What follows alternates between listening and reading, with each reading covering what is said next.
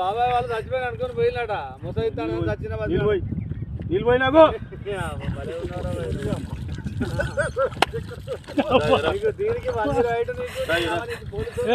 ఎందుకు పన్న వాళ్ళ తాయి పండుకున్నా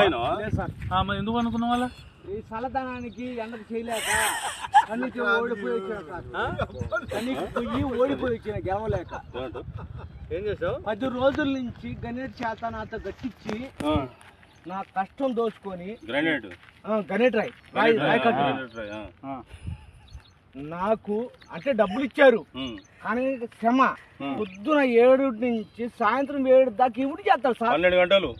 ఇబ్బంది అవుతుంది నీకోసం 108 పోలీసు వాళ్ళు వచ్చిండు నువ్వు చనిపోయినా అని కంప్లైంట్ చేస్తే పోలీసు వాళ్ళు వచ్చింది నీకోసం